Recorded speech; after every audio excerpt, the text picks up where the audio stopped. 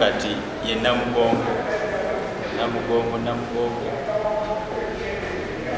nenga batumanyi olunaku lwa Namugongo 3 June lubaawo buli mwaka lukuŋŋaanyiza ddala abantu bangi nnyo okuva mu Uganda, okuva ebweru wa Uganda, okuva mu Africa ate n'ebweru wa Africa, ensi yonna.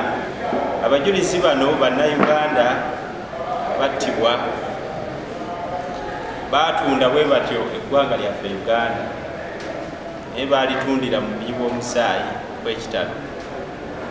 Bangi bayiwa omusaayi mu bintu bingi. Bano omusaayi gwabwe baguyiwa lwa Kristo, kwagala kwe baalina eri Yesu.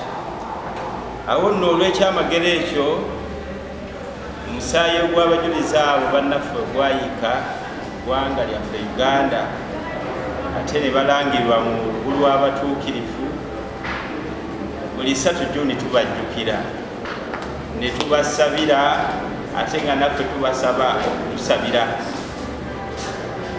Awo nno bannaffe abo bamu balangirirwa, abalala tebalangirirwa nga batuukirivu, naye byonna Katonda asinziira ku bikolwa byabwe n'obulamu bwabwe bwe baalimu ku nsi.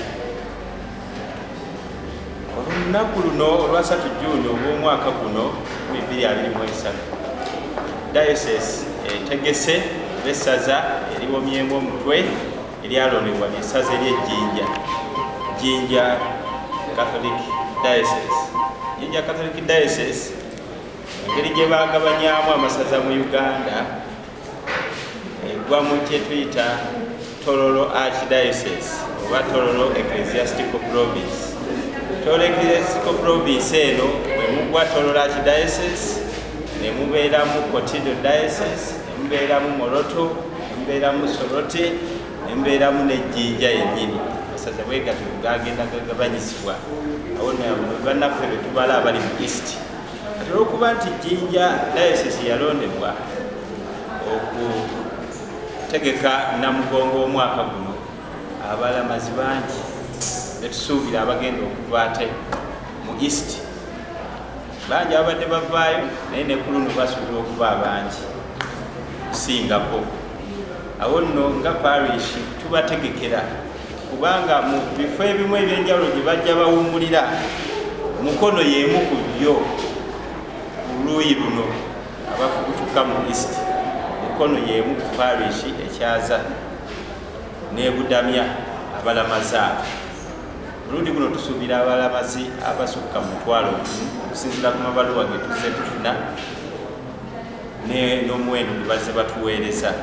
Nga wano okugeza abalamazi abava e Busia kuva ku Our Lady Roots Catholic Church basuubirwa okutuuka wano ennaku z'omwezi 31 May. Awo nno teruli wala, olaba nti lusembedde. Awo nno enteekateeka zonna ziri mu maaso. Kale bwe kityo nga twetegekera abalamazi bano, tubategekera ebintu bingi nnyo bye beetaaga nga bwe tuzze tubabuulira mu biranga eby'enjawulo ne mu mabaluwa ag'enjawulo. Bwe muli obujjanjabi, bangi batuuka bambi nga bakoonye balwadde, era tweyanza nnyo mu ngeri ey'enjawulo aba St. Elizabeth, abasawo baffe abo, abasawo abatendeke n'abatendekebwa abayizi batuyamba nnyo okulaba nga bajjanjaba abalamazi baffe babudaabuda mu ngeri ezitali zimu. Ebisulo ab'okusula tunazimba nnyo ku St. Paul abalamazi bwe bayinza kusula, naye tubategekera baliso basuuka ebyokwebikka kubanga tebasobola kutambula na migugu mingi newankubadde baali gyetaazi olw'obuzito. Tuba nga beetaaga embeera eyo. Bwe muli ebyokubaliisa tutambulira mu biwandiiko ebitukuvu, ekyokolera omulala oba okoledde Kristo, oliisa omuyala oba oliisizza Kristo, oyambaza omuyala oba oyambazizza Kristo. Awo nno ne tuba nga ne mu kubaliisa tubalabirira mu St. Paul nga parish erina ebibiina bingi nnyo mweyita okutuusa obutume bwa Kristo ku bantu ab'enjawulo. ng'ekimu ku byo kyekino ekya St. Vincent de Paul ekyawomya omutwe mu kulaba nga balabirira abalamazi. Awo nno kwe kutegeka agamu ku makubo ge twakozesezza kwe kutegeka marathon emisinde mu bunabyalo. So we have organized a marathon as St. Vincent de Paul to solicit some funds as people are buying these sports kit, the bottle and the bib or the vest, which are going to be used by those who are involved in the marathon around our Mukono area. So, awono nga bannaffe abo bategese embeera eyo, twebaza all the sponsors bonna mwenna abatuwagidde babamenye bannange tuli basimbi ddala. We are so grateful for all our sponsors who have labored much to see that we accommodate these pilgrims. Awono bannaffe abo nga bajja buli yenna alina kyatudde agabana ku mpeera ez'abajulizi ne bannaffe abalamaga. Most of us may not be able to walk those journeys. Bangi tetusobola. Naye bwetuti bwe twenyigira mulimu ogw'obulamazi. Awo nno tubasabira bwe batuuka wano, tuba n'emmisa, tuba n'okwegayira okw'enjawulo, ebyo byonna bibazaamu amaanyi, ne bafuna amaanyi ag'omwoyo ate era n'ag'omubiri. Awo nno tusanyuse nnyo olukiiko luno mu lukuŋŋaana luno okwongera okubaganya ebirowoozo ate na butya bwe tunaamaliriza ensonga yaffe gye twatandika. Mwebale nnyo, mwebale ddala. Bannange ate ne twegomba ebirala ebiriibwa. Naye abajulizi baffe wano ate leero mu Namugogo tuli kumpi nnyo, we are so close to Namugongo. So tugende tweyolere ku nneeme eziri Namugongo, Okulamaga okwo.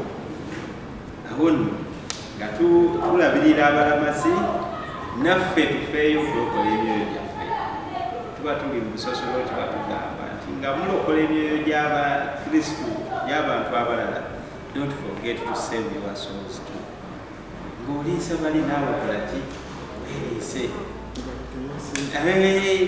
Awo nno nkubiriza abo bonna bonna abali ewala yonna abali mu bifo eby'enjawulo okwegatta mu kwaniriza abalamazi, okwegatta ku balamazi okugenda okulamaga ku kiggwa ky'abajulizi Namugongo. Nensaba bannange tusabire bonna abanaagenda e Namugongo, ebigendererwa abantu bagenda n'ebigendererwa ebirungi n'ebitali birungi. Ongere nno okusaba ebigendererwa byabo bonna abagenda e Namugongo byeyongera okulongooka, okugyayo ekitiibwa kya Katonda Kitaffe n'okugyayo ekitiibwa kya bannaffe abajulizi Bannayuganda. Nsaba Mukama tuwe omukisa byonna bye tukola, buli omu alina ky'atodde Mukama amuddiseewo bingi. God will reward you all abundantly for your time, for your support, physical, natural, spiritual, and advice. We are so grateful and I bless you. Twogera ku bantu omutwalo ku mukitundu ekitegeeza kati tuyingidde abantu emitwalo emeka? Emitwalo 2. So ensonga etuyisiza ano eya marathon eyategekeddwa ekibiina kya Dassado St. Vincent de Paul. Ekibiina kino kisangibwa wano mu St. Paul's Catholic Church Mukono Parish. Emisinde gino gyategekeddwa olw'ensonga ey'okuyambako bannaffe abalamaze abalamaga okugenda e Namugongo bawummulirako wano ku St. Paul. Abantu bano bwe bawummulirako wano tubajjanjaba, tubaliisa, tubabudaabuda, tubaweewa okusula. Emisinde gino twagitegese nga tulaba nga y'emu ku nsonga gye tusobola okuyitamu okulaba nga tufunamu ssente ez'okwongera okulabirira abantu bano.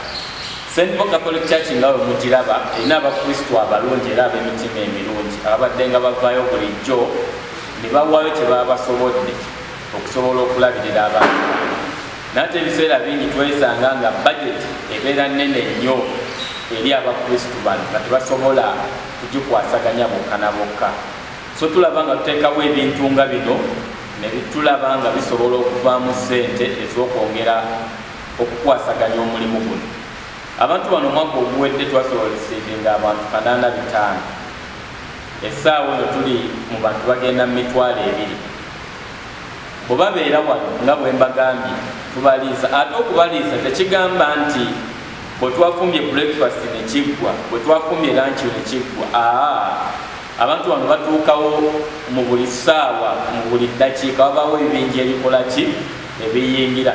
So ekitegeeza nti buli ssaawa ino baawo ekyokulya, buli ssaawa ino baawo kyebalya, buli ssaawa ino baawo medical team eri ku standby okubanga ejjanjaba abantu bano, buli ssaawa ino okubaawo wawo bagenda owummulira. Ebimu ku bintu bye twagala ogezaako okukola, twagala oteekawo project era Mukama bw'anaaba atuyambye mu misinde gino gye tuli okutegeka, twagala okulaba nga tusawo project ey'okwongera tulabe nga gutya bwe tusobola okuyamba abantu bano. Kubanga bwe mbagambye sente ebiseera ebisinga tuzijja mu bakristu, ekitegeeza tetulinaawo nteekateeka yonna gye tugamba nti sente tuzijjawa oba tulinawo projekiti gye tujjamu ki sente. Tulina ensonga y'okutandikawo projekiti okulaba nga twongera okujjamu sente okuyamba abantu bano, naye nga projekiti eno erimu emirundi 2 oba egenda saafinga emirundi 2. Ekisooka, projekiti eno eriko tenti. Tenti eno twagibalira ng'etuuza abantu 5 eri ku bukadde 20. Sente peeyo nga bwe mugiraba Eklezia nnene, naye ate abantu bano bwe bajja mu bungi abantu emitwalo 2 tebasobola kuggwera ki mu Eklezia omwo. So twagala oteekawo tenti eno nti at least abantu aba bafekkidde okugenda mu Eklezia tuba tusobola ate okubakuumira mu ki mu tenti eno. Omwaka oguwedde twafuna obuzibu era nga bwemulaba enkuba eno etandise okutonya. Abalamazi bano tufuna okusoomoozebwa nti batera okujja mu biseera eby'enkuba. Twafuna okusoomoozebwa nti baali bangi ne bajjula mu Eklezia eyo nga bwe mugiraba, abantu basigala ebweru. Ekire ky'enkuba ne kijja ekiro ekiyitirivu ne kibakubira ebweru awo bonna. Kiba kyakusoomoozebwa kw'amaanyi olw'ensonga nti ffe omulimu gwaffe kulaba nga abantu bano bafuna obulamu obulungi, ne bwankubadde bali mu mbeera ya kulamaga oba mbeera ya kwerumya oba mbeera ya kutambulira mu bannaffe abo abatufiira ku lw'eddiini, naye ate tulina embeera emu gye twagala okugyawo kubanga tebagikola ki nga tebagispeesinga. So y'ensonga lwaki twagala okugula tenti eyo nti ejja tuyamba okuba nga tusobola okuddamyamu abantu bano. Naye ate ekyokubiri tusuubira nti abantu bano bwe banaaba bagenze, tenti eno esobola okutuyambako ng'ekibiina. Tusobola okufuna abantu abagipangisa ne twongera okujjamu ssente, kubanga emirimu mingi gye tukola gye tutambuza ng'ekibiina. Ate wadde n'ebintu bino bye tuteekateeka tusuubira